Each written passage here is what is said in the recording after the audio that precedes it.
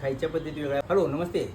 आपल्याकडं भेळमध्ये वेगळे प्रकार आहेत. खायच्या पद्धती वेगळ्या, बनवायच्या पद्धती, खायच्या स्टेप आहेत. स्टेप कशा?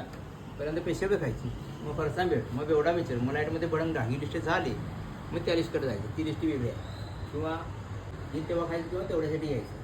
किंवा आपल्याला काय आवडते ते सांगितलं त्या पद्धती भेळ असत्या. समजा पापडी खायला आवडते, लिक्विड पापडी घ्यायची. पापडी असत्या, वरती चिंच पाणी येतं. आपल्याला एखादी हेवी डिश खायची असली तर टी टाईम नॉईज भेळ असत्या. खायची पद्धत वेगळी, बनवायची पद्धत वेगळी. सगळे लेअर असतात.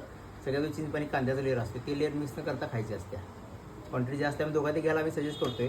एकटा संपू शकतो, दोघात करते, तिघा जरा पुरवावी लागते. किंवा आपल्याला चार जास्त चावळा आवडत असलं तर रप अँड टप नॉईज भेळ असते.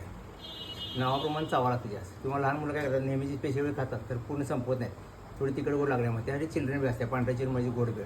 त्यानंतर स्टेप इथे आपल्याला तुम्हाला नेहमीच्या भेळमध्ये लसूण फ्लेवर पाहिजे तर हिरवी मिरची लसणाची पेस्ट घातलेली आहे, लसूण भेळ त्या.